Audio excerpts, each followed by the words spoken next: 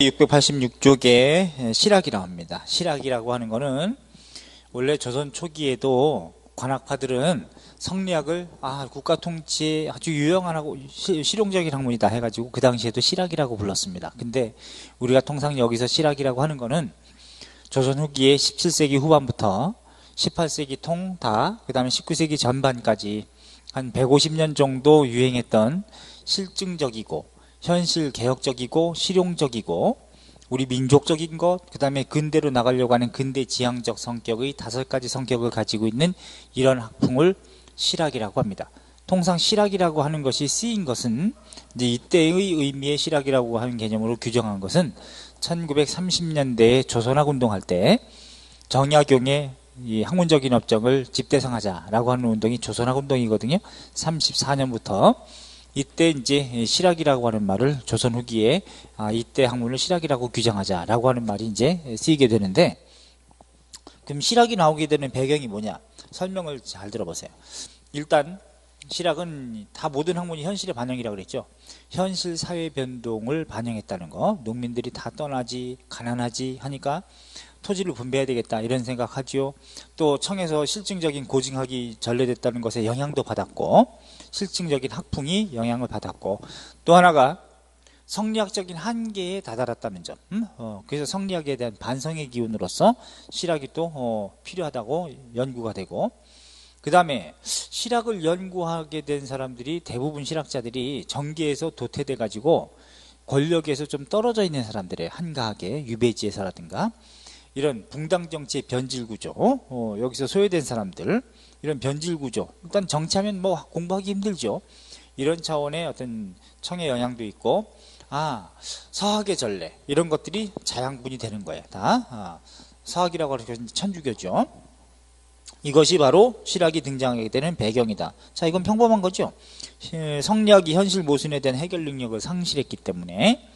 그 다음에 사회 경제적인 변화, 사회 변동이라든가 경제적인 변동, 이제는 상업적인 면모도 무시해서는 안 된다 이런 이제 입장도 반영이 될 거고, 토지 분배해야 된다 이런 입장, 농민들을 안정시키기 위해서는 이런 것들이 나오는 것이고, 그 다음에 사상적으로 서학이 전례가 되면서 실증적인 학풍도 또 전례가 되고, 자, 이런 것들이 다 실학의 자양분이 되고, 그래서 실학은 태동이 17세기 후반에 예컨대 탈성리학적인 입장에서 한백겸 또 실증적인 연구를 한 동국지리지. 동국지리지는 우리나라 역사지리학의 효시입니다. 역사지리학이라고 하는 것은 어떤 특정 지역을 주제로 삼아 가지고 이 지역에서 선사부터 원시, 고대, 중세, 근대, 현대까지 있었던 일을 고증해서 체계화해 놓은 것을 역사지리학이라고 그래요. 대표적으로 강화도가 뭐 들어갈 수 있고, 예를 들면은 강화도 지역에선 예컨대 고인돌도 있고, 그죠? 그 다음에 또 고대사회 어떤 고조선의 유물인 고인돌도 있지요. 그 다음에 또 뭐도 있습니까? 근현대 시간에 우리 강화도에서는 근현대가 아니더라도 고려 시기에 대몽항전하는 유적지도 있죠. 조선 시기에 정묘호란 이런 것도 인조가 또 강화도로 튀었으니까 요것도 볼 수 있겠죠. 그 다음에 근현대 시간에 오면은 뭐 강화도 지역도 있고, 뭐 여기 그 이전에도 병인양요라든가 신미양요도 있을 수 있고, 이런 것들이 이제 쭉 체계화되는 것이 우리가 역사지리학이거든요. 이런 부분이 바로 이제 동국지리지가 우리나라 역사지리학의 효시, 17세기 그러니까 실증적으로 연구에 들어가는 학풍이기 때문에 한백겸이라든가 이수광, 실학의 선구자의 의미로서 이수광도 또 집어넣어. 또 심지어는 우리 허균도 거기에 들어보내는 사람도 있습니다. 왜냐하면 당시에 사회 모순을 직시하고 적서차별에 대한 폐단 이런 걸 강조하면서 홍길동전도 쓰고 했기 때문에 그런 사람도 넣습니다. 이수광의 지복유설, 유형원의 반개수록 뭐 이런 것들이 이제 실학의 태동기에 형성되는 개념인데, 실학은 성격은 다 얘기했죠. 5가지 성격. 현실개혁적이다, 실용적이다, 실증적이다, 또 근대지향적이다, 민족적이다. 우리 것에 대한 자각이 있었고 우리 것을 연구했기 때문에 민족적이다 이렇게 또 얘기합니다. 자, 그러면 오른쪽으로 가시면 실학의 학파가 나오는데, 이 실학의 학파는 이렇게 보시는 게 좋아요.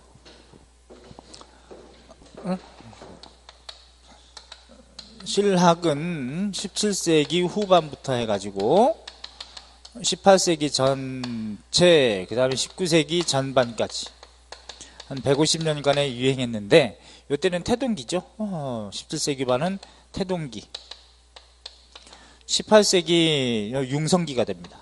융성기, 19세기 전반 집대성 하던 때, 집대성 연구 결과물이 이제 집대성 되는 때인데, 정약용이 뭐 대표적인데, 실학은 학파별로 보면 맨 처음에가 근경 남인학파가 있습니다. 근경 혹은 근기라고도 그래. 근기, 가까울 근자. 서울 가까운 경기도 근처에 살고 있는 근경 남인 계열의 학자들, 남인학파 라고 할 수 있는데, 이 근경 남인학파의 계보를 보면 누구냐면은 유형원, 그 다음에 이익을 거쳐서 정약용의 계보로 이어집니다. 정약용, 이렇게 이어져요. 근데 이 근경 남인학파를, 이 사람들은 어떤 것에 관심을 많이 가졌냐면, 경전에 나와 있는 여러 아주 이상적인 롤 모델의 제도 있죠. 이것을 현세 구현해서 유용하게 만들자. 이게 경세치용 학파라 그래. 그래서 경세치용이다, 치용학파, 이렇게 부릅니다. 자, 그럼 경세치용학파는 결국 뭐냐? 제도개혁을 강조하는 거예요. 제도개혁. 여기서 제도개혁이라고 하는 거는 정치제도, 경제제도, 토지제도, 조세제도, 사법제도, 과거제도, 군사제도, 뭐 여러 가지가 다 있습니다. 이게 이제 제도개혁이에요.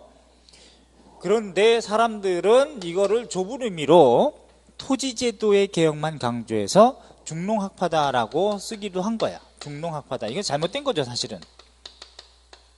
이 사람들이 농업만 강조한 게 아니거든요. 하기 때문에 사실은 근경 남인학파라고 해야 되는 것이 가장 바람직하다. 그 다음에 두 번째는 북학파가 있습니다. 북학파. 청해 학문을 받아들이자는 입장에 해당되는 건데, 이 북학이 청해 학문이기 때문에 북학파, 이건 연암학파라고 통상 얘기할 수 있는데, 연암학파다.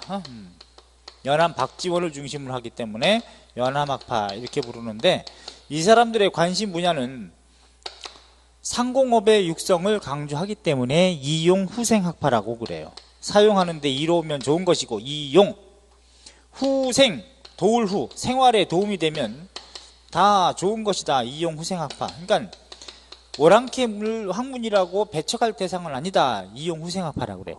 그런데 상공업적인 측면을 특별히 강조해서 학자들은 중상학파다, 이렇게 또 불렀던 거예요. 중상학파. 그러면 상업만 중시했나? 그렇지 않아.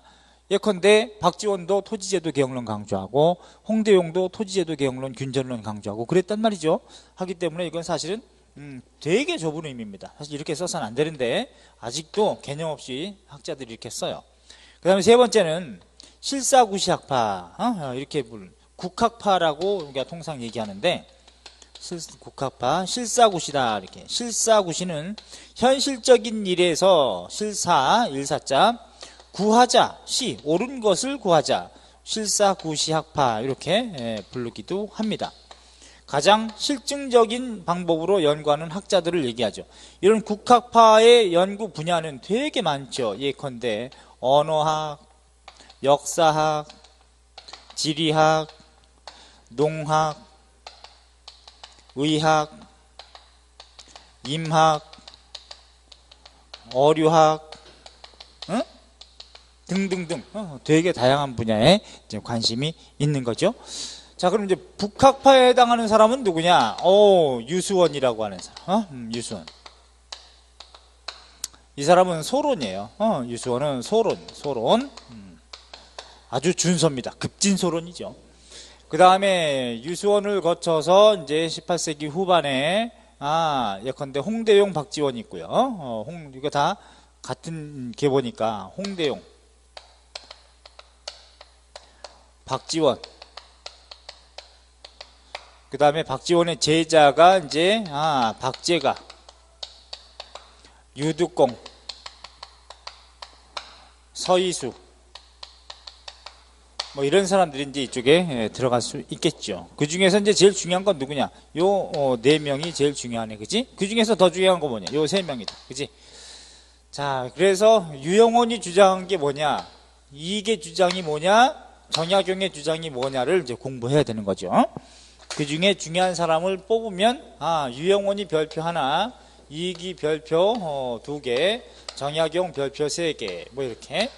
그렇다고 뭐 별표 하나짜리가 안 나오는 건 아닙니다. 홍대용 별표 2개, 그지? 박지원 별표 3개, 박재가 별표하고 싶지 않지만 뭐 하나, 유득공도 별표 하나 정도. 이렇게 해서 구분해서 보실 건데, 자 이제 설명을 들어보시죠. 687쪽을 가시면 근경 남인학파, 주로 이제 농업 중심의 개혁론을 강조했다는 차원에서 중농학파라고도 부르는데 남인계열 학자들입니다. 자, 토지제도 개혁론에서 이제 박스 안에 보시면 유형원 있죠? 반계수록이라고 하는 책은 알아야 됩니다. 이거는 유형원 거라는 걸 외워야 돼요. 어쩔 수 없어. 그다음에 여기서는 균전론 체크, 주장에 균전론.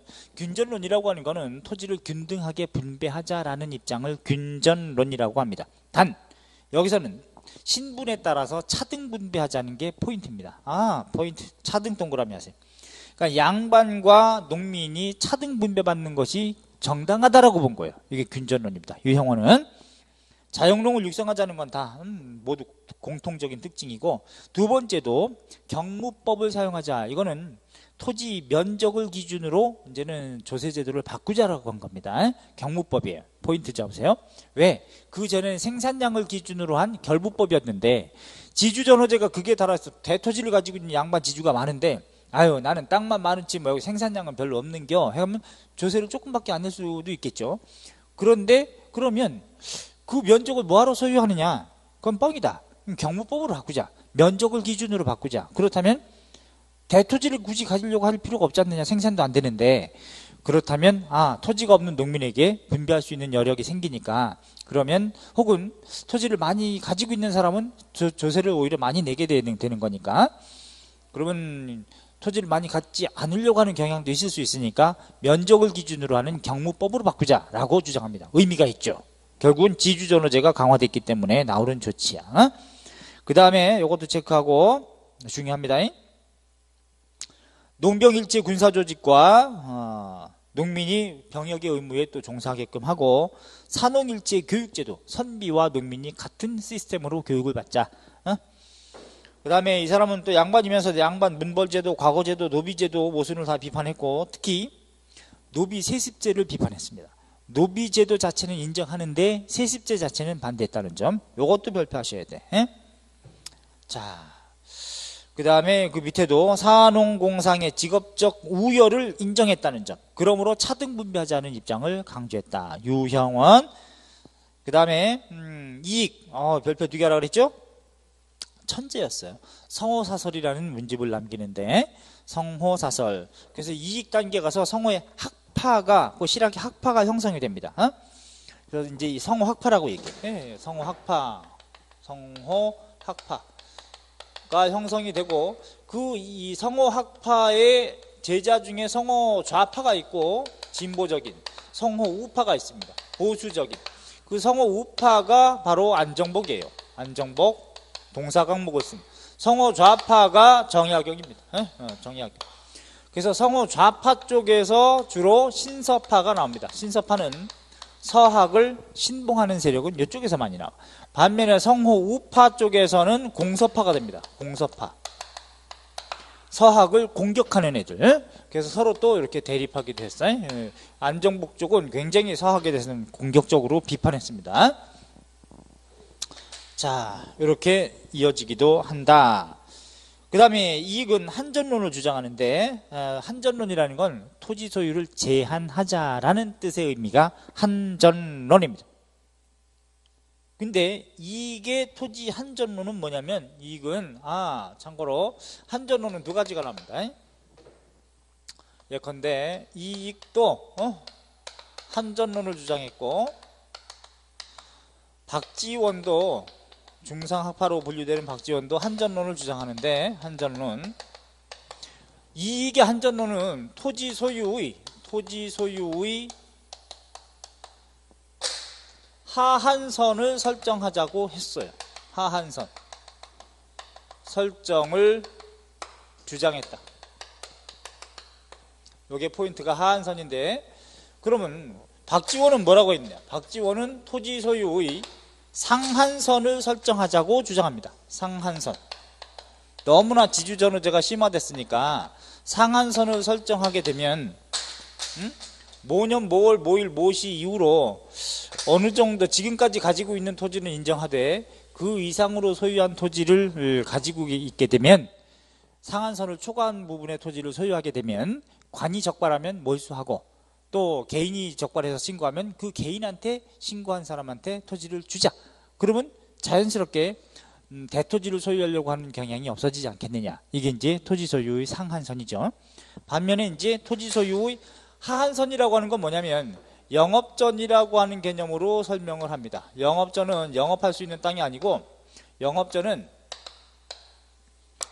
워낙에 토지가 없는 사람들이 다 농토에서 떠나니까 가족의 생계에 필요한 최소분의 토지는 요건 영업전이라고 해가지고 조상 대대로 영원히 자식한테 물려주자. 응? 이건 영업전이라고 설정하게 해서 해주면, 최소 생계비 정도를 보장해주면, 이거는 영업전은 매매를 불가능하게 하자. 이건 세습을 시키고 매매를 불가능한 토지로 만들자. 응? 사지도 팔지도 못하게. 그러면 생계 기반을 위해서는 어느 정도 보장이 됐으니까 나머지는 지가 팔아도 돼요. 이거는 매매가 가능합니다. 매매가 가능하고, 영업전만큼은 세습을 시키자. 매매를 불가능하게 하자. 그럼 이걸 샀다 그럼 처벌하게 되는 거죠. 판 사람도 그렇고. 자, 하게 되면 점진적으로 농민들은 여기서 떠나진 않을 거고 생계를 위해서 좀 노력할 거 아니냐. 이게 바로 토지 소유의 하한선을 설정하자는 주장이에요. 그러니까 같은 한전론이라 하더라도 다르다는 겁니다. 자, 그럼 이 둘은 왜 이런 주장을 하게 됐냐면, 지주전호제가 강화됐기 때문이지. 그지? 예, 지주전호제 강화, 심화 때문에 결국은 지주의 입장을 좀 막자, 제어하자는 게 박지원이라면, 이 이익은 전호 농민의 생계 기반을 보장하자.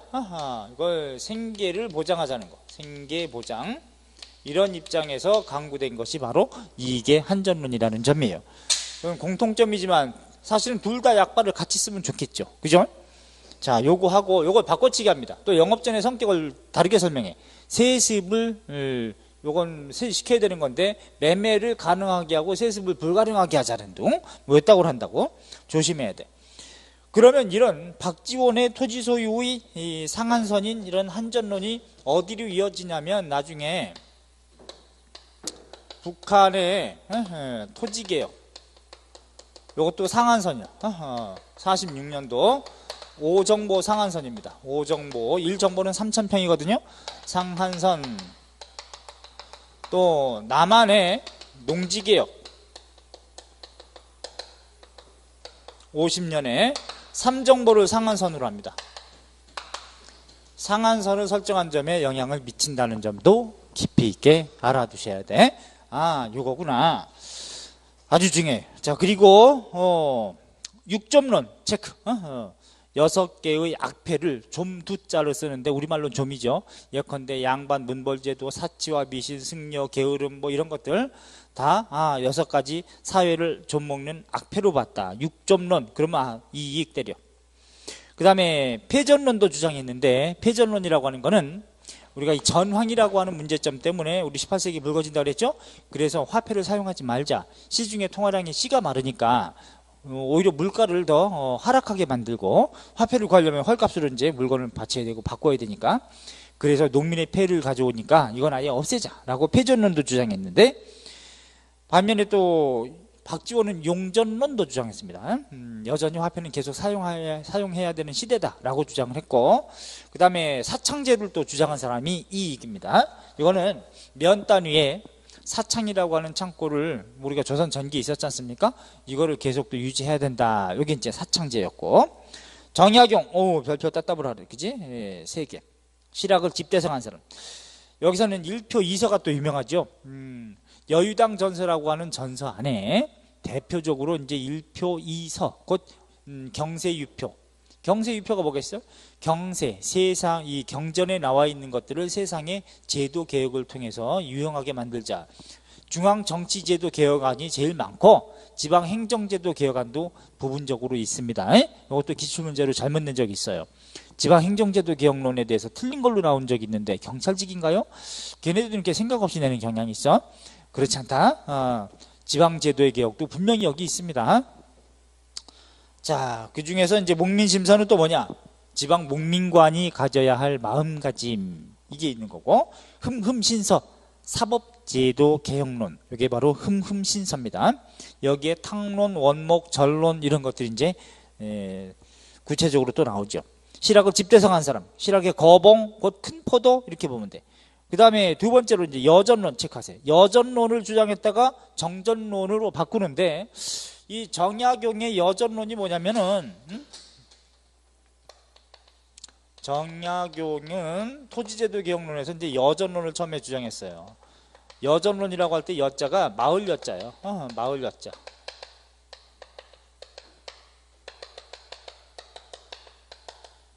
그러면 이게 한 마을이라고 쳐보자. 일여라고 치자. 한 마을, 일여. 그러면 여기는 여장이라고 하는 사람을 임명해가지고, 여기 마을 사람들, 그 여민들이 공동으로 이 마을의 땅을, 그러니까 일여는 30호, 30집을 일여라고 잡고, 공동으로 경작을 하자. 그러면, 경작을 하면, 여기서 생산물을 다 모아놓자. 생산물. 딱, 다 생산물이 만들어지면, 추수하면, 여장에 대한 월급과, 월급, 그 다음에 국가에 대한 조세를 빼고, 공동으로 경작해서 나머지 생산물을 여장은 여민의 노동량을 날마다 기록하자. 노동량을 기록을 해요. 그래서 생산물을 나중에 여민에게 노동량에 따라서 차등분배하자는 거야. 차등분배. 야, 굉장히 중요하다. 그치? 결국은 노동량이 포인트입니다. 노동량에 따라서 또 차등이야. 공동분배, 균등분배 아니에요. 차등분배하자. 이게 바로 진정한 의미의 사회주의라고 하는 겁니다. 사회주의. 여러분들 사회주의하고 공산주의하고 똑같은 줄 아는데 그렇지 않습니다. 공산주의는 원래 필요에 따른 분배예요. 생산물을 국가가 독점합니다. 그래놓고 인민들에게 필요한 만큼을 분배하는, 자기네가 알아가지고 요게 필요에 따른 분배를 공산주의라고 하고, 공동으로 생산하되 국가 독점한단 말이야. 반면에 사회주의는 뭐냐? 노동량에 따라 차등 분배하는 것을 진정한 사회주의라고 합니다. 원래 자본주의는 뭐냐? 노동하지 않아도 돈이 많으면 자본가가 돈으로 뭐 물건을 사고 건물을 사고 건물에서 또 이익을 받고 돈 버는 것을 우리가 자본주의라고 하죠. 자, 그래서 공동으로 경작하자는 말은 공산제적인 요소가 있는 거예요. 공동으로 생산하니까 공산제적인 요소가 있고, 노동량에 따라 차등 분배하자는 것은 사회주의적인 요소가 있다. 자, 그런데 이게 여전론인데 나중에 정전론으로 바꿉니다. 정전론 이걸로 바꾸거든. 정전은 우물정자 형식으로 토지를 나누자. 옛날 주나라 고대에서 썼던 것처럼. 근데 그때 주나라 고대 때는 굉장히 아주 소박한 작은 규모죠. 그래서 여기 한 마을이라고 친다면, 한 마을이면 마을, 이걸 우물정자 형식으로 구획을 하자. 이건 소박한 단계였죠. 이렇게 구획을 해가지고 예컨대 여기 1번 토지야. 그 다음에 2번, 3번, 4번, 5번, 6번, 7번, 8번, 9번이라고 설정을 한다면 이 1번 토지는 여민들이 공동으로 경작을 해가지고 국가에 조세를 내자. 나머지 2번부터 9번 토지는 농민에게 분배하자. 이게 정전론이에요. 그래서 우물정자 형식으로 만들어졌기 때문에 이게 정전론이라고 하는 건데, 그런데 문제가 있을 수 있겠죠. 뭐가 문제냐면 이 한 마을 중에서 전부 다 농경지가 아닐 수 있고, 여기는 뭐 산이 있고 밭이 있고 여기만 논이고 뭐 이럴 수 있지 않습니까? 이러면 어떡할 거냐, 이런 부분은. 또 같은 지력을 가지고 있지도 않잖아요. 어떤 데는 뭐 물을 잘 돼서 좋고, 어떤 지역은 물이 없어서 또 안 좋고, 이럴 수 있기 때문에 이건 그냥 시론에 그쳤는데, 시험 문제 일단 여전론이 뭔지 정전론이 뭔지 이렇게 아신 다음에, 또한 바꿔치기예요. 정전론을 주장했다가 여전론을 주장했다 그럼 틀려. 여전론을 주장했다가 나중에 수정해서 정전론으로 바꿉니다. 또 하나, 정약용은 결국은 뭐냐면 노동량을 강조했기 때문에 균전론도 비판합니다. 정약용은 그것도 적어두세요. 정약용은 참고로 균전론 비판. 균전론이라고 하는 건 사실 중국의 북위에서 효 문제가 최초로 쓴 건데, 역사상 토지를 농민에게, 중국엔 땅덩어리가 넓으니까 분배를 해줘요. 노동을 하지 않더라도 인구에 따라서 분배를 해주면 그 분배받은 농민들은 토지를 받았기 때문에 거기서 이제 경작을 하고 먹고 살되, 대신 그 대가로 군력을 짊어지는 겁니다. 이게 바로 균전론이에요. 근데 정약용은 아니 노동하지 않는데 왜 토지를 주느냐, 그래서 노동하지 않는 사람에게 토지를 주는 균전론을 비판했다. 그거 명심하셔야 돼. 자, 그래서 요거 여전론에서 정전론으로 가되 노동량에 따라 차등 분배하자는 거, 요거를 여전론이라고 한다. 마을 여자 써가지고. 자, 그 다음에 성기호설, 요것도 지금 밑에 두 번째. 성은, 인간의 본성은 자기가 좋아하는 성향으로 갈 수밖에 없다. 이게 성기호설이에요. 우리가 기호식품이라고 얘기하죠. 성기호설이라 그래. 그러니까 처음에 성선설이든 성악설이든 이게 규정되어 가지고 태어나는 게 아니고, 자기가 태어난 다음에 좋아하는 성향으로, 나뭇가지가 햇볕을 잡으면 위쪽으로 이렇게 가지가 뻗고 이러듯이 자기가 좋아하는 기호 쪽으로 성은 가게 돼 있다. 이게 성기호설입니다. 결국은 태어날 때는 백지설이에요. 백지설. 나중에 결정 지어질 때 성기호에 따라서 달라진다는 거, 성기호설 이렇게 얘기하는 거죠. 여러분도 음식을 좋아하는 것과 싫어하는 것이 있죠. 근데도 나이 먹을 때 또 달라. 어렸을 때는 콩밥은 그렇게 싫어하는 경향이 있다가 좀 나이 먹어서 피부가 산성화되고 그러면 또 이제 콩이 또 좋아져요. 뭐 이런 것처럼 좀 달라진단 말이지. 자, 그 다음에 또 한번 적어볼까요? 적기를 과거제도의 개혁 이런 거 주장하면서 한국사를 필수 과목으로 넣어야 한다라고 주장한 사람이 정약용이기도 합니다. 아주 의미 있죠. 그 다음에 경세유표, 중앙행정제도, 정치제도, 뭐 지방제도도 섞여 있습니다. 목민심서, 지방행정관에 대한 또 흠흠신서, 사법제도, 탕론, 여기서 민본적 왕도정치가 있고 나타나 있고, 원목, 이상적 통치사상, 전론, 여기 토지제도가 나온다는 거죠. 이런 데서 아주 중요합니다. 자, 그래서 정약용에 또 쥐어져서 넘겨보시면 1표 2서가 나오거든요. 경세유표, 목민심서, 흠흠신서, 또 탕론, 원목, 전론 이런 것들이 있으니까 읽어보시고, 또 690쪽에 보면 토지제도 개혁론, 한전론이 나와요. 한전론이란 뭔지 읽어보시고, 한전론인 경우는 예컨대 이익하고 박지원이 있는데 그 차이점 꼭 알아두시고요. 그 다음에 오른쪽에 가면은 유형원의 균전론이 또 나오죠. 이거는 차등 분배가 타당하다고 본 점. 그 다음에 경무법으로 면적을 기준으로 바꾸자고 한 점. 정약용의 여전론, 여전제, 이걸 괄호넣기로 낼 수도 있습니다. 설명 사료를 주어주고. 자, 넘겨보세요. 그 다음에 우리 북학파 692쪽에 북학파는 연합학파, 곧 이용후생학파라고 한다 그랬죠. 주로 상공업 육성을 강조하지만 농업에도 관심이 있었다는 점.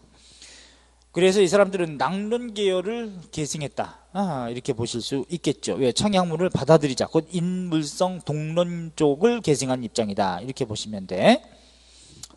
자, 여기서 유수원은 소론인데 박지원은 당색은 노론입니다. 노론. 그러니까 교과서에 다 뭐 중상학파가 다 노론 명문가 자제다 이따구로 기술돼 있는데, 그것도 나중에 노론 쪽에서 친일하는 애들이 많기 때문에 친일하는 걸 덮으려고 이런 위대한 주장을 했다 이렇게 이제 왜곡해 놓은 거예요.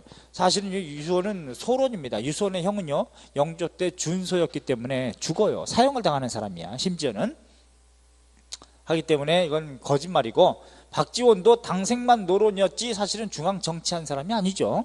자기 아버지 때문에 노론으로 찍혔을 뿐이지. 또 얘네들은 다 서얼이야. 노론이고 나발이고 그거 끼지도 못하는 서울이 아니라 서얼. 서얼 하기 때문에 그건 좀 다르게 봐야 되는데, 어쨌거나 청약문을 받아들이지 않은 입장, 좀 부국 강병하자, 뭐 기술 강조하고. 농업은 기존에 농업만 강조했고 상업은 무시했기 때문에, 농업은 발전했는데 상업은 굉장히 무시하면 안 된다. 상업도 산업으로 보고 농업만큼 이제 국가적으로 차별하면 안 된다. 이런 입장이 그래서 육성해야 한다. 이게 바로 상공업을 강조했다는 얘기죠. 유수원 갑니다. 박스 안에 서론으로서 우서라는 거 아셔야 되고, 중상하파의 선구자라고 칭송이 돼요. 이 사람은 중상하파는 좀 평등성이 높아진다 그랬죠. 산업공상의 직업적인 평등화와 전문화를 추구했다. 의미상 산업공상의 직업적 평등화, 전문화, 요걸 추구했다는 점 체크하세요. 그 다음에 홍대용, 중국 중심의 세계관을 비판했다는 점. 의산문답에서 지전설을 수용했다. 단 지전설이라고 하는 건 지구 자전설을 수용한 거죠. 지전설. 지전설은 맨 처음에 최초는 김성문입니다.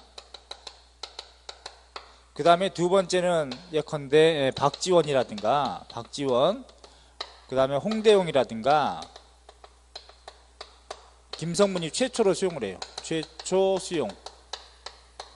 단 근대에 있어서 얘기지, 사실 지구가 회전한다고 하는 얘기는 고구려 고분벽화, 천왕지진총이라든가 이런 데 보더라도 지축상이라고 지구 회전, 북극과 남극을 형성하고 이걸 돈다고 하는 것이 형상화되어 있기 때문에 이미 고구려 사람들은 알고 있었음을 확인할 수 있었습니다.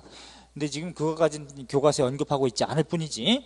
김성문이 최초. 그럼 이건 뭐냐? 중국이 세상의 중심은 아니라는 개념이기 때문에 지전설을 주장했다는 건 결국 뭐냐?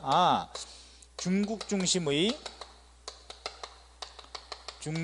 세계관 비판, 세계관을 비판했다는 그런 의미로 받아들이시면 돼. 이 지전설이라고 하는 거. 알았죠? 단 이익은요, 지전설을 수용했다고 할 수는 없어요. 이익의 문집에는 어떤 책에도 지전설의 수용의 내용이 들어있지 않습니다. 단 알고 있었을 가능성은 높은데 지구 중심설은 주장했어. 이걸 지심설이라고 그래. 지심설. 지심설, 지구 중심설, 이거는 강조했습니다. 자, 그렇다면 홍대용 아주 의사문답에서 의미 있고, 또 임하경륜 여기서 균전제를 주장했어. 성인 남성에게 두 결의 토지를 지급하고, 토지를 지급했으니까 병롱일치의 군사제도를 만들자, 병역제도를.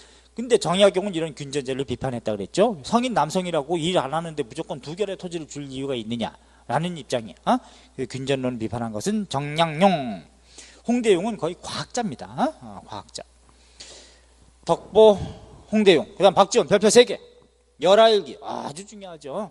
뿐만 아니라 양반전, 허생전, 호질, 여기다 박지원인데 한전제를 주장했다는 거 체크. 여긴 토지 소유의 상한선을 설정했다는 점. 그 다음에 농업도 강조했고, 관홍소초라는 것도 박지원 거라는 거 아셔야 돼.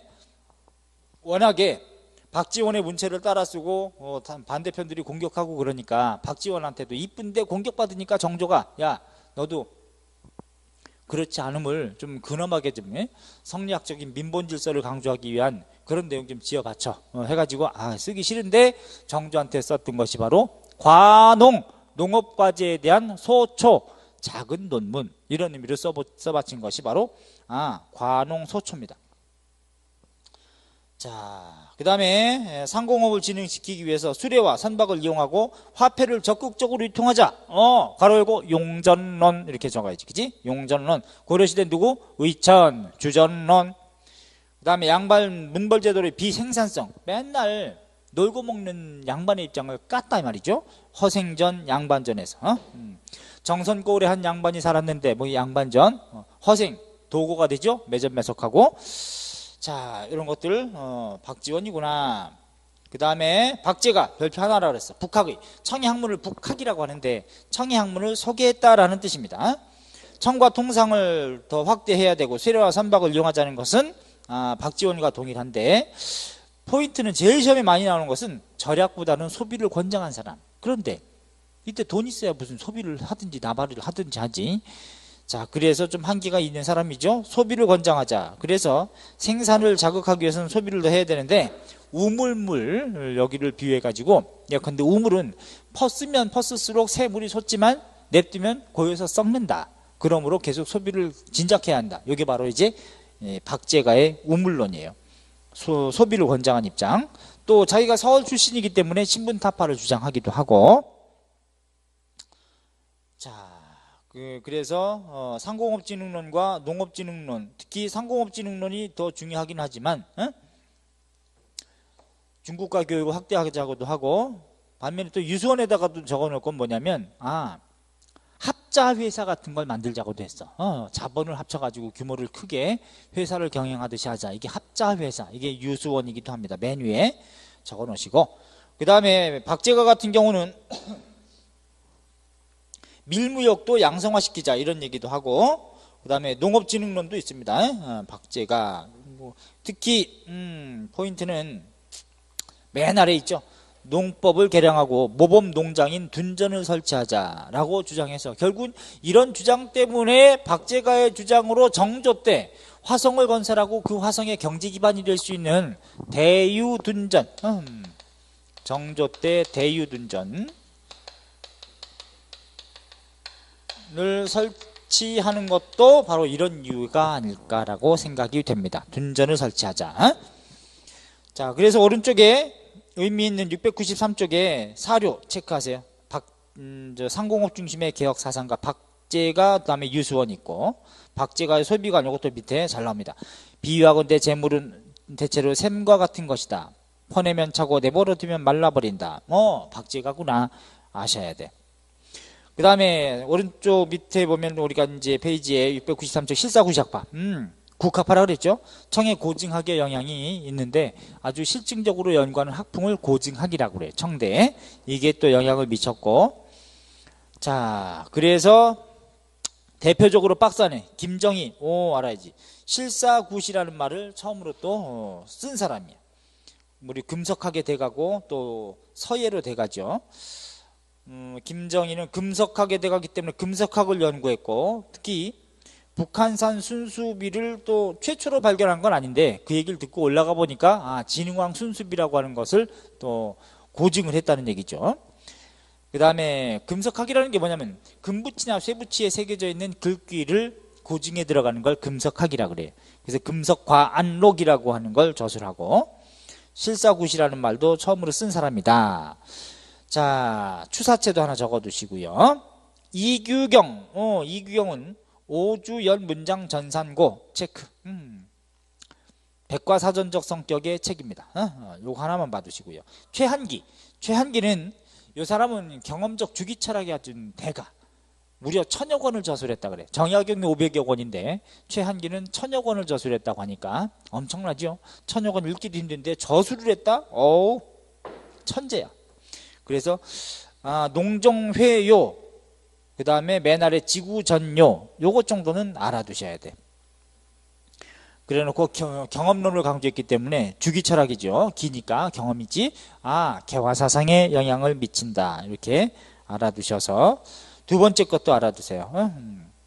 경험과 그것이 쌓여진 기억을 바탕으로 자기 생각을 확장하는 과정으로 귀납법과 연역법을 함께 포함한 추측법이라고 하는 걸 강조했다는 점. 지구전요에선 세계 각국의 역사, 지리, 물산, 학문을 소개해서 결국은 다른 나라에 대한 문물 제도 같은 걸 소개했다는 차원에서 오른쪽으로 화살표, 개화사상에 영향을 미치는 사람이다. 이렇게 알아두십시오.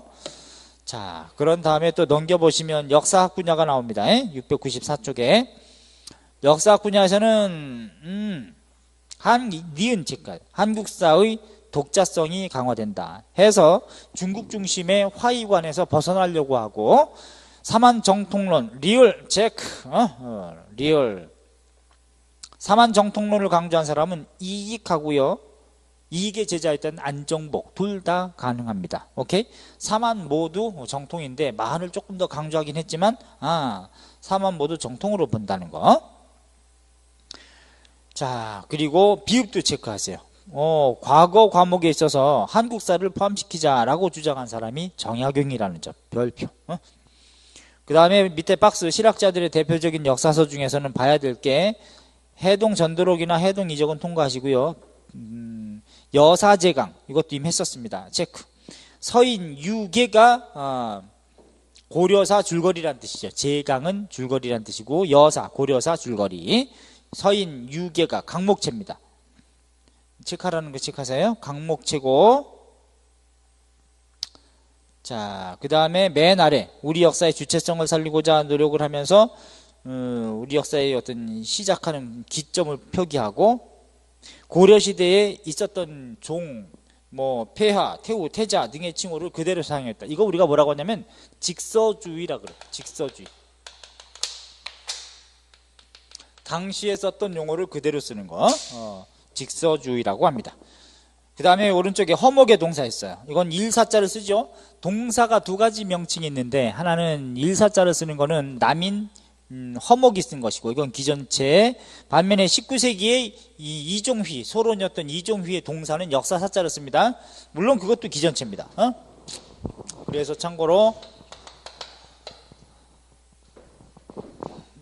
17세기의 동사, 17세기 허목, 미수 허목이라고 하는 사람이 청남이죠. 동사라는 책을 쓰는데 동력동자에 일사자를 씁니다. 일사자. 반면에 19세기에 이종휘, 중요한 거는 이 이종휘의 동사가 훨씬 더 중요합니다. 동사, 동력동자에 역사사자를 써요. 둘 다 기전체입니다. 기전체. 이것도 기전체. 의 형식이다. 이거는 고구려사 중심이에요. 고구려사. 고구려 발해를 강조했다는 점.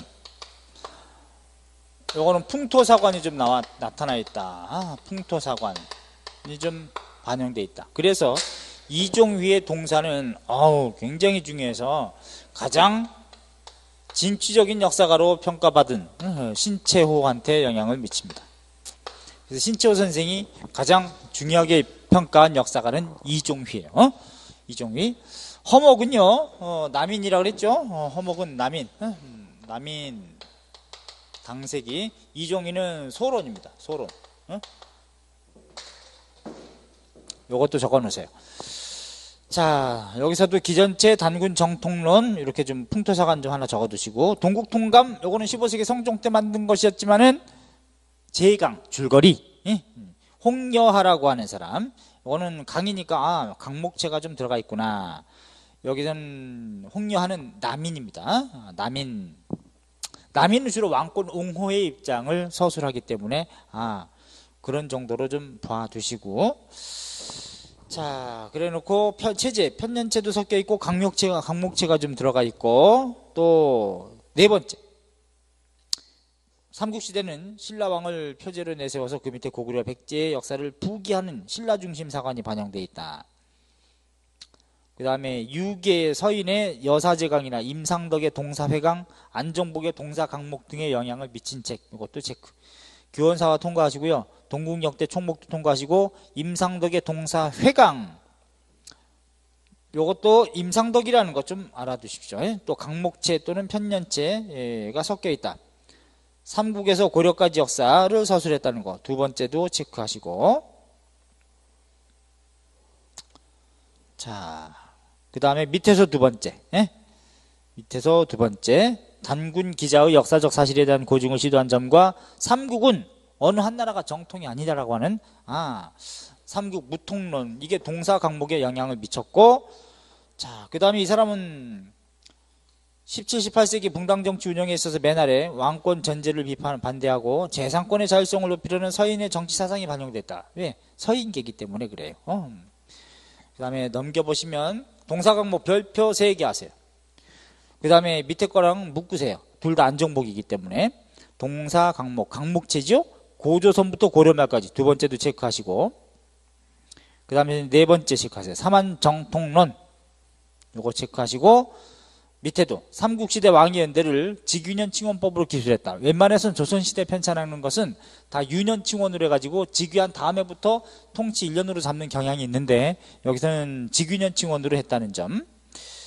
자, 그 다음에 그 밑에도 신라 왕호에 대한 고유 명칭은 있는 그대로 쓰고 이걸 직서주의라 그랬어. 여왕은 정통 군주로 인정하지 않았다는 점.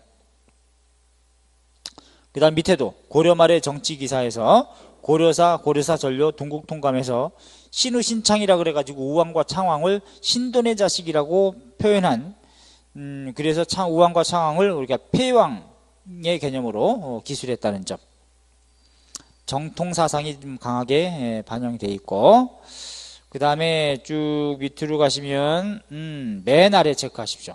고증사학의 토대를 반영했다. 이거 시험에 잘 나와요. 고증사학의 토대를 체계화했다. 그래서 고증에 들어가는 사학, 명분론에 입각한 역사의식과 실증적 역사 연구를 집대성했다. 한계는 뭐냐? 여전히 성리학적 사관을 반영했다는 점. 정통론이 바로 그런 거죠. 그 다음에 이제 밑에 열조통기, 이것도 안종복인데 열조라는 거는 조선 왕조의 여러 왕들을 나열하는 왕조사입니다. 편년체라는 것도 알아두시고요. 태조부터 영조 때까지 편년체로 기록했다는 거. 요거 두 개 알아두세요. 발해고 별표 3개. 유득공의 발해고. 그러니까 오리지널 발해만을 다룬 최초 역사. 이게 바로 발해고라고 하는 책이고 여기서 발해와 신라가 병존했던 시기를 남북국이라고 불러야 한다라고 최초로 규정한 거. 단 발해사를 민족사로 최초로 인식한 것은 이승휴의 제왕운기입니다. 고려 시기에 충렬왕 때 13세기 1287년도. 그런데 거기서는 남북국이라는 용어는 쓰지 않았지만 여기서는 남북국 시대라고 불러야 한다라고 최초로 얘기한 책이 바로 유득공입니다. 첫 번째 그리고 네 번째, 발해사를 한국 사회 체계에 수용해야 한다는 역사의식이 반영됐다. 이거는 괄호 열고 이렇게 적으세요. 13세기의 제왕운기. 그 다음에 발해고 18세기의 발해고. 이렇게 이어졌다는 걸로. 여기 이제 최초란 말이죠. 그치? 제왕운기. 단, 남북국 시대라는 말을 최초로 쓴 것. 이게 바로 발해고다. 자, 그래서 밑에서 세 번째 별표 하십시오. 남북국 시대에서 처음으로 언급했고 발해와 신라를 대등한 관계로 봤다는 점. 지금 남북한이라고 부르는 것처럼. 그 다음 맨 아래 고대사의 시야를 만주와 연해주 지역으로 확대했다. 뭐 그렇죠. 만주 지역에서 성장한 나라가 발해니까. 그 다음 오른쪽에 연려실 기술이라고 하는 것도 별표 2개. 이긍이계 연려실 기술. 이거는 기사 본말체, 곧 이야기, 곧 사건 중심의 서술을 기사 본말체라고 그래요. 이건 태조부터 현종 때까지 체크하시고 두 번째도 조선 붕당정치사입니다. 붕당정치사. 또 숙종 때까지도 저술하고 있다는 점. 그 다음에 그 하나 둘셋 네 번째 다섯 번째 400여 종의 자료를 참고해서 조선시대 정치와 문화를 정리했다. 요거 체크하시고요.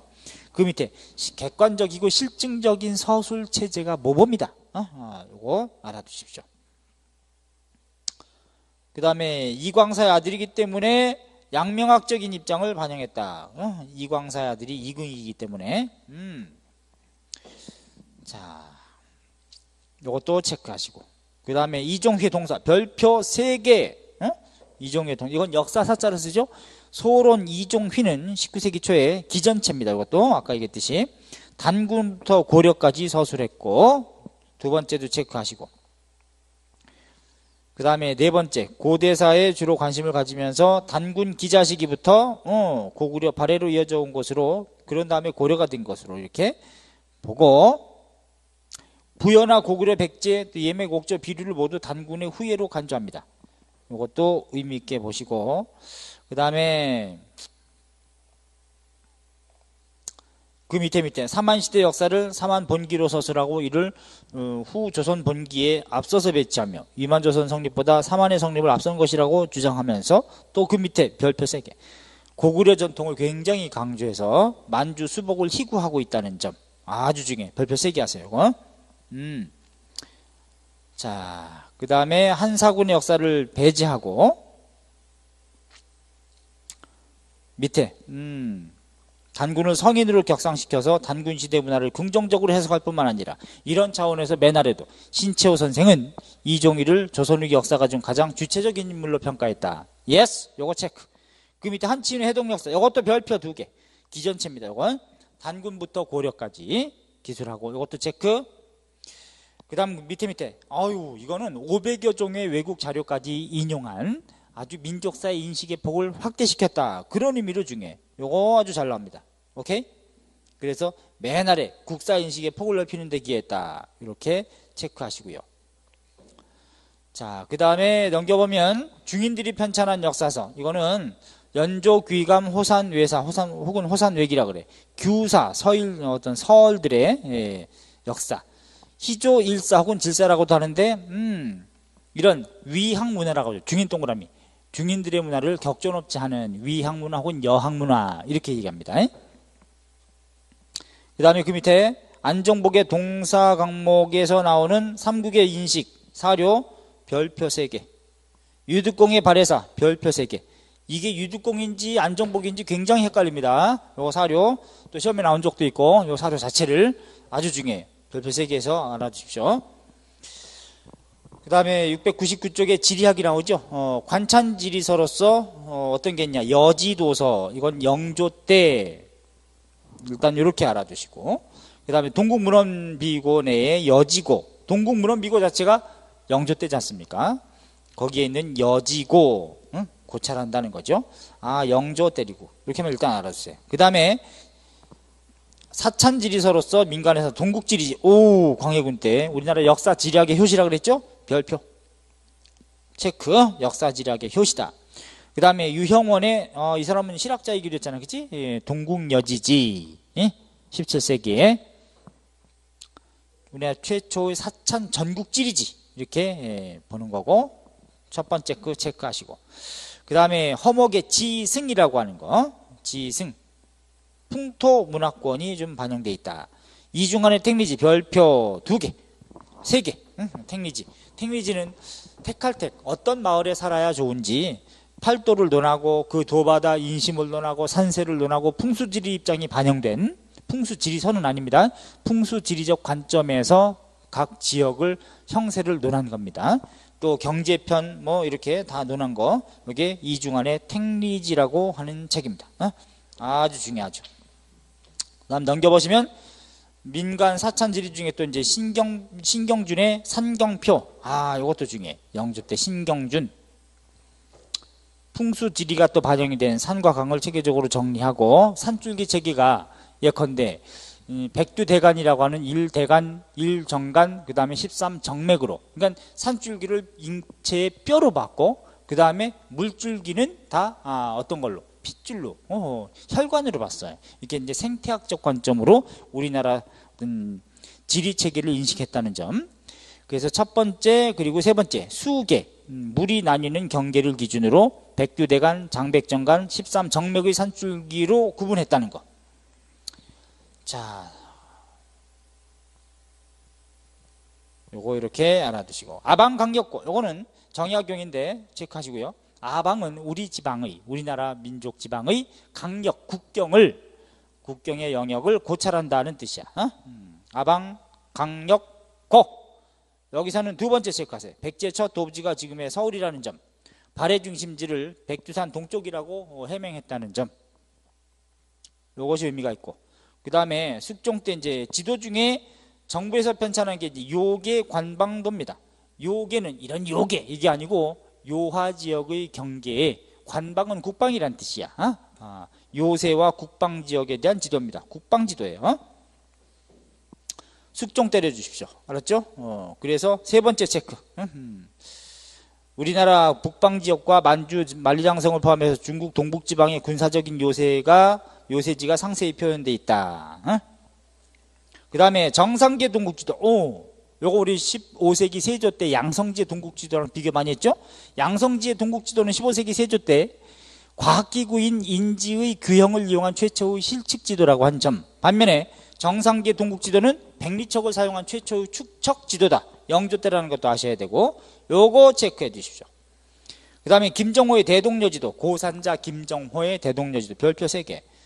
이거는 심리마다 눈금을 찍었다. 이걸 방안도법이라 그래요. 체크. 심리마다, 매방 심리마다 눈금을 찍어서 눈금 한자 방안도법 이렇게 얘기하는 거. 1대 16만 분의 1 지도 정도가 됩니다. 그러니까 딱 백리척은 아니지만 대체로 백리척을 사용하긴 하는데 딱 백리척을 들어맞진 않아요. 단 이건 뭐 의미 없고, 동국지도 위에 있는 정상기의 동국지도가 백리척을 최초로 사용한 축척지도라는 점, 요것이 더 의미가 있다. 요걸 체크하세요. 자, 그 다음에 오른쪽에 보면은 701쪽에 이중환의 택리지 사료, 또 신경준의 산경표 사료, 또 김정호의 대동여지도 나옵니다. 한번 보시고, 금석학 김정희의 금석과안록. 그 다음에 이제 의문학 분야에서는 넘겨보시면 703쪽에 보시면 포인트는 두 번째, 신경준의 훈민정음 운해, 훈민정음에 대한 해설서입니다. 산경표를 제작한 사람이기도 해요. 아까 영조 때 요거 체크하시고, 그 다음에 유희의 언문지, 요것도 유희라는 거 체크하시고, 어휘서적 중에서는 어휘책 중엔 대동운부군옥이라고 하는 건 이건 선조 때입니다. 권문회. 고금성림 이의봉 정조 때 고금성림, 요것도 체크하시고, 첫 번째 거 체크하세요. 특히 그 다음에 대동운부군옥은 첫 번째, 두 번째, 그 다음에 이성지의 재물보라고 하는 것도 재물보, 요거 어휘서집입니다. 어휘수집을 한 겁니다. 이거 재물보. 그리고 아언각비, 우아한 말을 새겨놓은 거, 아언각비 정량용. 자, 그 다음에 백과사전적 성격의 책이 있어요. 뭐가 있냐? 백과사전적 성격의 책으로는 예컨대 이수광의 지봉유설, 지봉이 이수광의 호거덩, 요거 알아두셔야 돼. 이수광의 지봉유설, 실학의 선교자죠. 자, 두 번째 체크하시고, 천주교 교리, 천주시리를 여기서 소개했다. 성호사설 별표, 성호 2개 문집 성호사설. 그 다음에 동국문헌비고 영조 때 한국학 대백과사전이라고 그랬죠. 영조 때리시고, 반면에 정조 때는 증정동국문헌비고, 고종에서 순종 때까지는 증보문헌비고라고 이름을 붙이는 게 있다. 청장관전서 이덕무, 일단 이렇게만 알아두세요. 이덕무의 청장관전서. 실학 북학파죠. 서유구의 임원경제지, 농촌생활 대백과사전입니다. 임원경제지. 자, 첫 번째 거 체크하시고요. 그 다음에 이규경의 오주열문장 전산고, 이것도 백과사전적 성격의 책이에요. 자, 그 다음에 오른쪽에 보면은 수학적인 지식, 유클리드 기하학이 도입됐다는 얘기지. 니은 알아두세요. 니은. 수학적 지식이 고대라가 왜 없겠습니까? 쭉 그런 전통이 있는데, 이제는 마테오 리치가 한문으로 번역한 기하 원본이 도입되기도 하고, 주해수용, 디귿, 홍대용 체크. 홍대용은 과학자면서 수학자라 그랬죠? 주해수용이라고 하는 수학책을 저술했다. 그건 주역에 대한 게 아닙니다. 홍대용 알아두시고, 아까 이규경의 오주연문장 전산고는 했고, 자, 그 다음에 서양 문물의 전례에서 17세기에 이광정이라고 하는 사람이 세계 지도가 들여오고, 또 정두원도 고려만국전도, 직방회기, 천리경, 자명종, 화포 같은 게 또 전례가 된다. 특히 그 밑에 또 누가 나와요? 벨테브레라는 사람 나오죠. 네덜란드 사람으로서 표류해왔던 벨테브레는 한국의 조선에 귀화해가지고 박연이라는 이름을 가지고 일남일녀를 두고 여기서 정착해서 살았던 사람이고, 이 벨테브레는 병자호란에도 참전한 사람이에요. 벨테브레. 근데 이 사람은 인조 때 와가지고 계속 머물러 있었는데, 반면에 효종 때는 누가 오냐면 제주도에 또 여러 명이 일본으로 가다가 표류하죠. 거기에서 바로 이제 수십 명이 이제 표류돼 가지고 건졌는데, 육지 올라와 가지고 보니까 애들이 이상하게 생겼거든. 근데 이미 한양에서는 누가 있었냐면 벨테브레가 있는 걸 알고, 보고를 하니까 벨테브리 하면 네가 한번 가봐라. 박연디가 혹시 알 수 있는지 가봤더니 웬걸? 어유 하멜이 있는 거야. 하멜도 보니까 네덜란드 사람이야. 그래서 하멜이 깜짝 놀라고 넌 여기 왜 있니? 그랬더니 난 여기 살아. 막 그랬더니 그래?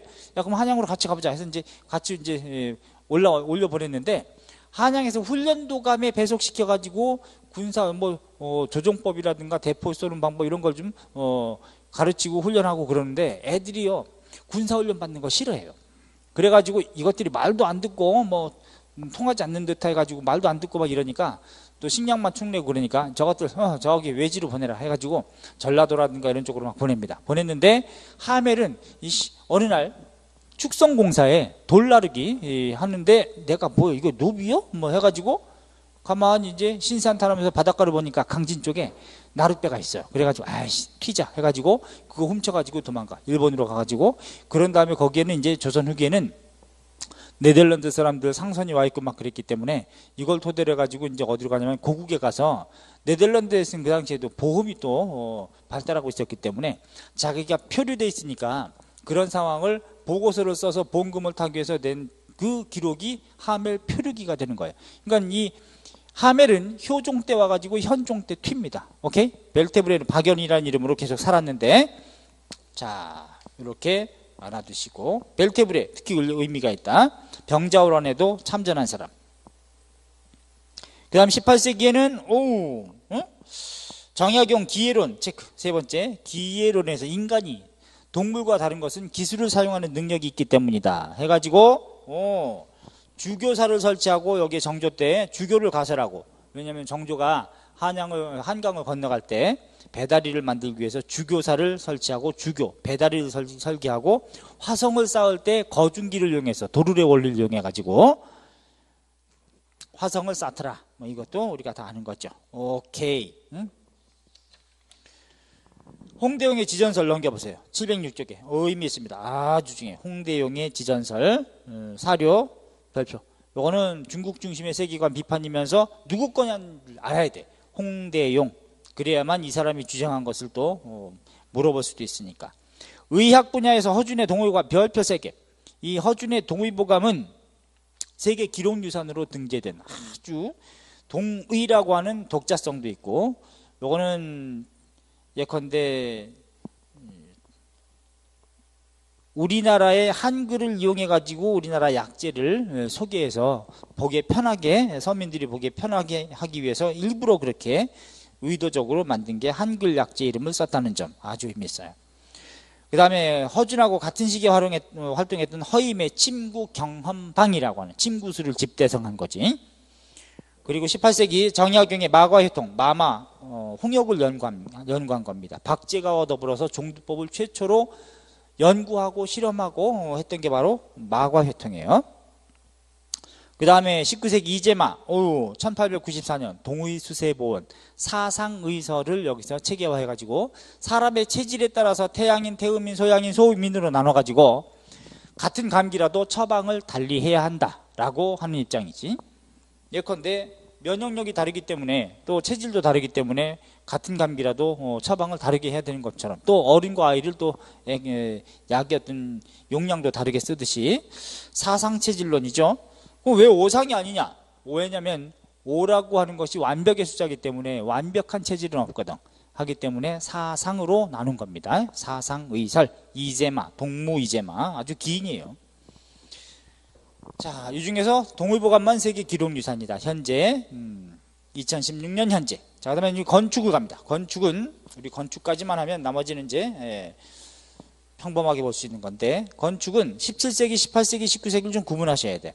예컨대 종묘, 요거 광해군 때에 재건이 되죠. 임진왜란 때 좀 불타가지고.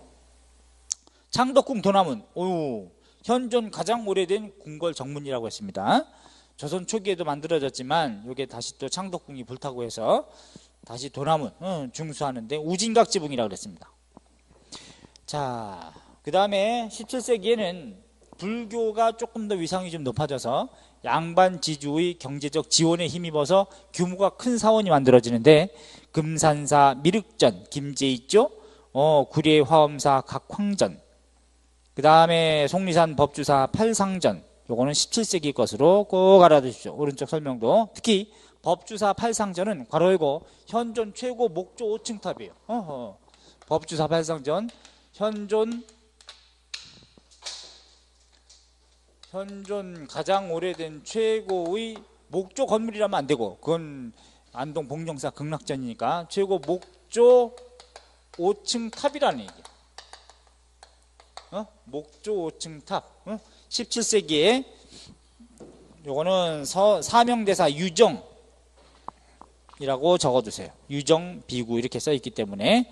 그 다음에 18세기는 여기는 지방에 분홍과 상인들이 지원해가지고 장식성 강한 규모가 약간 작은 사원들이 만들어지는데, 안성, 석남사, 논산, 쌍계사, 변산반도, 부안, 계암사, 요게 바로 18세기 건축물이에요. 또한 수원, 화성은 뭐 누구나 다 알듯이 세계 문화유산이고요. 체크, 정조. 19세기는 이건 세계유산은 아니지만 흥선대원군 때 경복궁을 중건하지 않습니까? 이렇게 알아두시면 돼. 그 다음에 707쪽에 보면은 뭐가 나와요? 사료, 사진자료 나오죠? 법주사, 팔상제, 현존, 목조, 5층탑, 가장 오래된 금산사, 미륵전, 화엄사, 각황전. 그 다음에 18세기 수원, 화성, 이건 세계 사진자료가 주어지지 않습니까? 세계 문화유산입니다. 그 다음에 안성, 성남사, 논산, 쌍계사, 부안, 계암사.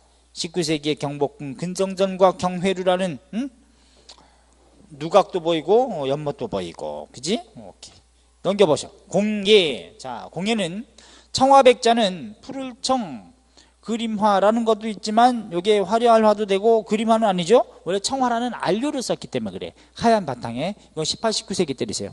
원래 다 양반 문화지만 서민 분홍도 청화백자를 썼다는 거. 자, 양반부터 서민까지 이렇게 적어 놓으시고, 청화백자 18, 19세기. 그럼 16, 17세기는 순백자, 14, 15세기는 분청사기. 거꾸로 가면, 그 다음에 여러분들이 이제 뭐 간장, 고추장, 된장 뭐 이런 거 담궈놓는 거, 옹기가 있네, 그지? 물론 양반도 옹기를 씁니다. 자, 목공의 화각고기는 살짝 보시면 되겠고, 오른쪽 문학과 예술의 새 경향, 서민 문화가 발달하게 되는데, 문학과 예술에서는 709쪽에 이 서민 문화하고 비서민 문화를 구분하셔야 되는 거죠. 그래서 문학에서는 한글 소설, 사설 시조, 이건 1, 2번은 서민 문화입니다. 반면에 정약용이나 박지원의 작품 같은 거는 양반 문화예요. 그리고 4번 시사를 조직한다. 원래 양반들은 시인 동호회가 있는데 이걸 시사라 그래. 근데 중인들도 양반들처럼 시사 같은 걸 스스로 조직하더라는 얘기죠. 오케이? 시사. 자, 그 다음에 풍자시인으로 김삿갓이나 뭐 정수동 이런 사람들 좀 유명하고. 자, 넘겨보셔. 710쪽에 조선 후기 서민문화, 양반을 좀 까는 내용이 보이죠? 하회탈춤 대사라든가 이런 거 보면. 그 다음에 글씨에서는 또 이제 뭐가 나온다고 그랬어요? 우리 그 조선 전기할 때 됐습니다. 이광사의 원교체, 추사 김정희 추사체. 이광사 원교체는 이제 18세기고 김정희는 19세기. 그림도 우리 했었죠. 17세기, 18세기부터 이때는 우리 문화에 대한 자부심이 좀 반영이 돼가지고, 물론 중국의 어떤 전통을 다 수용한 가운데 독자적으로 특징화시키는 건데, 진경산수화라는 거, 이건 실경을 소재로 하되 실경에 내 감정을 집어넣어서 그려지는 것, 이게 우리가 진경문화라고 했는데, 문학 작품으로 나온 게 박지원의 작품 열하일기, 그 다음에 그림으로 나온 게 정선의 작품 금강전도, 인왕제색도. 자, 이거는 사실적인 묘사도 있지만 중국의 남종 화풍과 북종 화풍을 골고루 수용한 겁니다. 배척한 게 아니에요. 조심하세요. 그래서 남종 화풍이라는 게 뭐냐? 남종 화풍은 조금 기후가 따뜻하기 때문에 여기는 아주 수묵화적인 현상, 먹물의 농도 가지고 이렇게 좀 파스텔 형식으로 좀 이렇게 안개 자욱하게 면 정도의 어떤 개념으로 설정하는 것이고, 반면에 북종화는 북부 지역에 어떤 산악지대 형태가 많기 때문에 여기는 주로 이제 아주 강렬한 터치, 선묘로 터치를 강하게 하는 걸 우리가 북종 화풍이라 그래요. 이걸 골고루 수용해서 독자적으로 더 승화시켰다는 얘기지. 배척했다 그러면 안 돼. 풍속화. 이거는 자, 진경산수화는 양반 문화지만 풍속화는 요거는 서민 문화를 묘사했다는 거죠. 김홍도가 서민이 아니고 김홍도가 이런 서민의 모습을 그렸기 때문에 김홍도의 그림 자체가 풍속화라는 얘기지, 김홍도의 신분이 서민은 아닙니다. 관직에도 있었기 때문에. 자, 그래서 서당도 씨름도 뭐 밭가리도 추수도 뭐 이런 것들이 있죠. 신윤복은 아유 윤기가 많다 그랬지. 이 사람은 복도 많아가지고 남녀 간의 애정 행각을 아주 긴장감하고 밀도 높게 묘사한 작품들이 유명하다. 에? 해학적으로 묘사했다. 신윤복 잘 알아두시고. 강세황, 이 사람은 원근법을 써서 영통골 입구도라는 그림에서 원근법이 반영되어 있다. 이렇게 알아두십시오.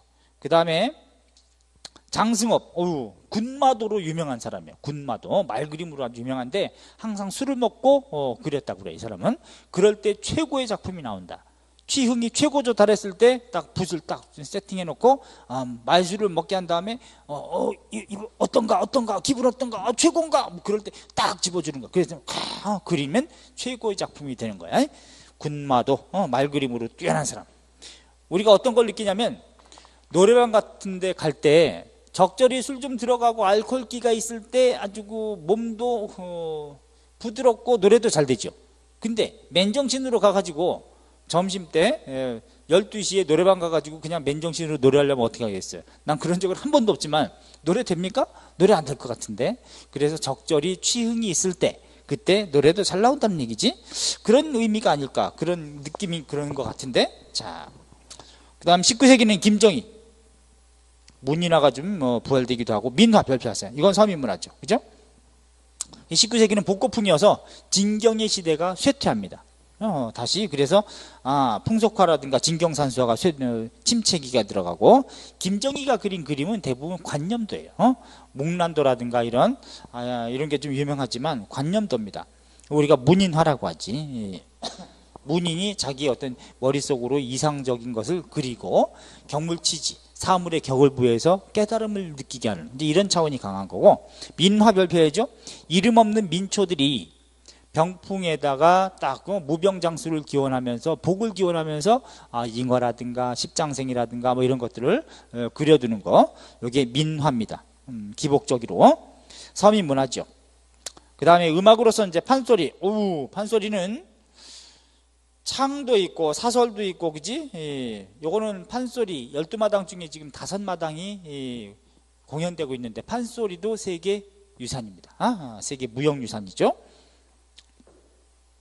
자, 그래서 춘향가, 심청가, 흥보가 뭐 기가 막히지. 그다음에 적벽가, 수군가 5마당이 현존한다. 판소리 창작 정리 보급에 공헌한 사람 신재효라고 하는 것도 알아두시고, 이것도 서민문화. 그 다음에 양반 사회를 좀 까니까 산대놀이라고 하는 또 탈놀이. 이건 이제 탈놀이는 탈바가지 쓰고 양반이라든가 승려의 비위를 풍자하는 내용이기 때문에 이것도 서민문화라고 넣으셔도 됩니다. 양주에는 별산대놀이가 좀 유명하죠. 산대라는 무대에서 이렇게 풍자하는 공연을 했기 때문에 산대놀이라고 그래요. 오케이.